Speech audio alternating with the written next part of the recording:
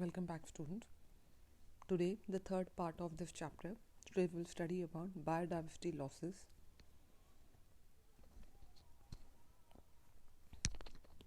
Loss of biodiversity means जो biodiversity है वो लॉस्ट होती जा रही है. आप लोगों ने बहुत सारे आर्टिकल्स वगैरह न्यूज़पेपर में पढ़े होंगे कि बहुत सारे रीजंस हैं और ज़्यादातर रीजन जो है एंथ्रोपोजेनिक है. एंथ्रोपोजेनिक मीन्स मैन इनिशिएटेड है, जिस वजह से बायोडाइवर्सिटी जो है बहुत लॉस हो रही है. Colonization of tropical Pacific islands by humans is the reason for extinction of more than 2000 species of native birds. Means जो पैसिफिक आइलैंड है वहाँ पर ह्यूमन बींग्स ने अपनी कॉलोनीज बना ली है. इस वजह से अपने मकान बनाते हैं तो जंगलों को काटना पड़ता है, तो इस वजह से 2000 of species of native birds जो हैं वो एक्सटिंक्ट हो चुकी हैं.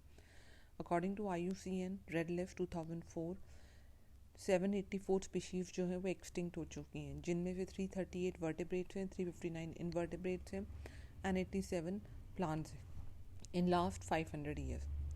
तो ह्यूमन बींग्स की एक्टिविटी की वजह से जो है वो एक्सटिंक्शन बहुत ज़्यादा रेट से बढ़ रहा है.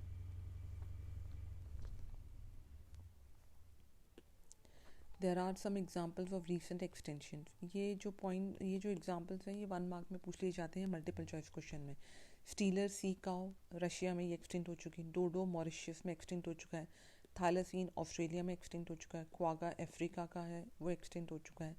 3 सब species of tiger Bali, Java and Caspian ये भी जो है अब एक्सटिंक्ट हो चुकी हैं. कुछ एनवायरमेंटल कंडीशन थी और कुछ ह्यूमन बींग का एक्सप्लॉयटेशन था. 27 species have become extinct in last 20 year. These are the facts. आपको ये लर्न करने की ज़रूरत नहीं है. फैक्ट इट जब द डिस्प्ले एग्जाम्पल आप लोग को लर्न करने की ज़रूरत है. Amphibians are more vulnerable to extinction. Amphibians क्यों वल्नरेबल है?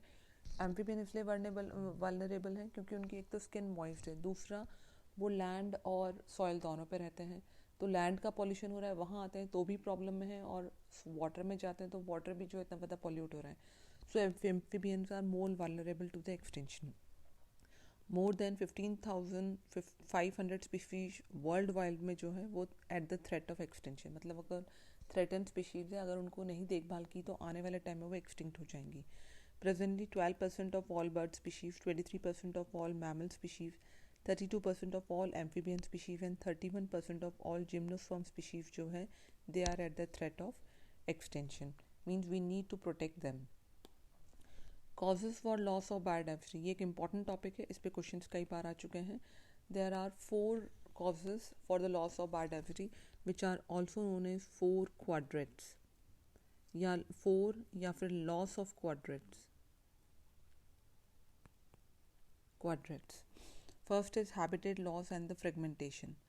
Habitat loss fragmentation ये बहुत important cause है, क्योंकि जैसे जंगल है वहाँ पर अगर उनको पेड़ काट दिए जाएंगे तो वहाँ पे हैबिटेट लॉस हो जाएगा ऑर्गेनिजम्स का. या बीच में से कोई सड़क निकाल दी गई है तो फॉरेस्ट 2 पार्ट्स में फ्रेगमेंट्स हो गए उससे भी जो है जो लिविंग ऑर्गेनिज्म वहाँ रह रहे हैं वो अफेक्टेड होते हैं. एग्जाम्पल जैसे ट्रॉपिकल रेन फॉरेस्ट है, अमेजॉन रिवर के पास में जो ट्रॉपिकल रेन फॉरेस्ट है that was covering once more than 14% of the earth's land surface, लेकिन अब सिर्फ 6% रह गया है, क्योंकि बाकी का 8% जो है वो कमर्शियल पर्पस या ह्यूमन बींग अपने यूज़ के लिए उसे एक्सप्लॉइट कर चुका है. अमेजॉन रेन फॉरेस्ट जैसा कि मैंने पहले बताया था लंग ऑफ द प्लानट, वो कट कर दिया गया है और उसे साफ़ कर दिया गया है फॉर कल्टिवेटिंग द सोयाबीन्स. या तो सोयाबीन उगाने के लिए या फिर ग्रास लैंड में कन्वर्ट कर दिया है ताकि वहाँ पे बीफ कैटल, वो कैटल जिनको मीट के लिए पाला जाता है, उनको ग्रो करने के लिए उसे ग्रास लैंड बना दिया गया है. So degradation of many habitat is loss is also due to the pollution. Pollution की वजह से भी हैबिटेट का जो है वो लॉस हो रहा है. Second is over exploitation. किसी भी चीज़ को हम ओवर एक्सप्लॉयटेशन करते हैं तो उस चीज़ का लॉस ही होता है. तो ह्यूमन बींग जो है हमेशा से ही नेचर पे डिपेंडेंट है for food and shelter, and I think for everything the human being is dependent on the nature. जब नीड जो है वो ग्रीड में चेंज हो जाती है तो ओवर एक्सप्लॉयट करना शुरू हो जाता है नेचुरल रिसोर्सेज का, and it leads to the extension.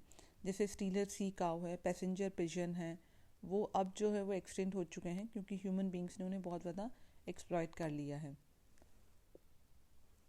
Stealer sea cow जैसे सर्कस वगैरह में मोस्टली जो है वो यूज़ होते थे. Passenger pigeon for communicating the message, तो अब इनका एक्सटेंशन हो चुका है। Alien species invasion. Alien species invasion मैंने आपको पहले ही बताया था, कोई ऑर्गेनिज्म किसी एरिया में लाते हैं उसे इंट्रोडक्शन कहते हैं।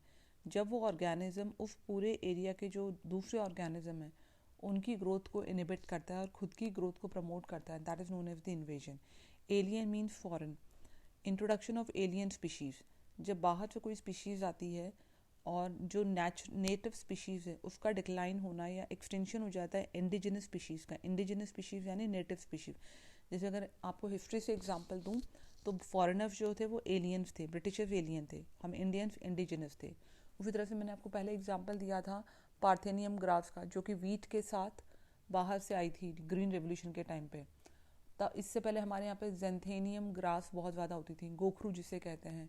गोखरू क्या होता है, आप लोगों ने बचपन में देखा भी होगा, एक ऐसे छोटा सा कांटा जैसा होता है, इसके ऊपर मतलब ऐसे सीड होता है और उसके ऊपर ऐसे कांटे लगे होते हैं जो हमारे कपड़ों वगैरह पे चिपक जाते हैं।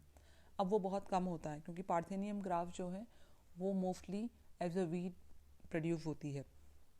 तो that is an example of alien species invasion. इसमें एग्जांपल्स हैं introduction of Nile perch into the lake of Victoria. East Africa में लेक है विक्टोरिया, वहाँ पे जब नाइल पर्च को इंट्रोड्यूस किया गया तो उसने अपनी जो पॉपुलेशन उसको इतनी ज़्यादा इंक्रीज़ की, जो एंडेमिक इकोलॉजिकल यूनिक स्पीशीज़ थी सिकलेट फिशेस की, तो वहाँ पे सिकलेट फिशेस जो हैं वो एक्सटिंक्ट हो गई। एंडेमिक मतलब एक पर्टिकुलर एरिया में जो पाई जाती है, that is known as the endemic. ये एग्जाम्पल्स भी इंपॉर्टेंट, ये पूरा ही टॉपिक इंपॉर्टेंट मैंने बताया था, कई बार क्वेश्चन आते हैं। पार्थेनियम ग्रास जिसे कांग्रेस ग्रास भी कहते हैं, लंटाना, आइकॉर्निया, ये सभी एग्जॉटिक स्पीशीज़ है। एग्जॉटिक मीन जो फॉरेन से बाहर से आई हुई है। ये जब इन्वेड हुई थी इंडिया में तो एनवायरमेंटल डैमेज बहुत ज़्यादा कॉज किया और हमारे यहाँ के जो दूसरे प्लांट्स हैं उनको नुकसान पहुँचाया। Third, they pose threat to the survival of many of the native species. बहुत सारे नेटिव स्पीशीज़ को थ्रेट करती हैं। This is also one of the example of invasion.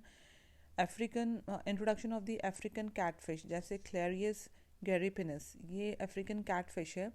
Aqua culture purpose से उसे इंट्रोड्यूस किया गया था, लेकिन उसकी वजह से जो इंडिजिनस कैटफिश थी क्लैरियस बेट्राचस, ये जो है वो एक्सटिंक्ट हो गई थी। So these are some of the examples that how the alien species invasion can also lead to the extinction of the species. Co-extinction. Co-extinction means co means together, extinction means खत्म हो जाना, साथ में खत्म हो जाना। कैसे? Species become extinct, the plant and animal species associated with it in obligatory way also become extinct. Obligatory way means permanent way. जैसे अगर एग्जाम्पल करिए, एग्जाम्पल दे रही हूँ, ऐसा हुआ नहीं है। सपोज अगर प्लांट्स ख़त्म हो जाएं तो एनिमल्स भी ख़त्म हो जाएंगे, क्योंकि वो एक दूसरे पे म्यूचुअली डिपेंडेंट है, जो कि ओब्लिगेटरी है, उनका होना बहुत ज़रूरी है। दो टर्म्स होती हैं, एक होता है ओब्लिगेटरी, एक फैकल्टेटिव। फैकल्टेटिव मीन्स होगा तो भी चलेगा, नहीं है तो भी चलेगा, लेकिन ओब्लिगेटरी मीन्स सामने वाले का होना बहुत ज़रूरी है। जैसे एग्जाम्पल लाइकन्स है। लाइकन्स कब एग्जिस्टेंस में आता है? जब वहाँ पे फंगस भी हो और एल्गे भी हो, तो ये एक ओब्लिगेट रिलेशनशिप है, ये होना बहुत ज़रूरी है। एग्जाम्पल, अगर होस्ट फिश स्पीशीज़ है वो अगर मर जाती है तो उसके ऊपर जो पैरासाइट रहता है, अगर होस्ट मर जाएगी तो एक्सटिंक्ट पैरासाइट भी हो जाएगा। को इवॉल्व प्लांट पॉलिनेटर, जैसे म्यूचुअलिज्म में हमने पढ़ा था 1-to-1 रिलेशनशिप होता है वास्प और फिग के बीच में, कि एक पर्टिकुलर वास्प जो है उस पर्टिकुलर फिग के अंदर ही जा कर के अपना ओवरी एग्स को जो है वो ले करता है और उसी से वो फिग जो है वो पॉलिनेट होता है। तो पॉलिनेटर को इवॉल्व प्लांट पॉलिनेटर म्यूचुअलिज्म होता है, जिसमें अगर एक प्लांट एक्सटिंक्ट हो जाएगा तो दूसरा भी जो है वो अपने आप एक्सटिंक्ट हो जाएगा, क्योंकि अगर वास्प एक्सटिंक्ट हो जाएगा तो फिग का पॉलिनेशन नहीं होगा, पॉलिनेशन नहीं होगा तो फ्रूट फॉर्मेशन नहीं होगा, फ्रूट फॉर्मेशन नहीं होगा तो सीड नहीं बनेंगे और प्लांट ऐसे ही एग्जिस्ट नहीं करेगा और एक्सटिंक्ट हो जाएगा। So this is all about the loss of biodiversity. अगर आपको कोई डाउट है तो मुझसे पूछ सकते हैं। Thank you.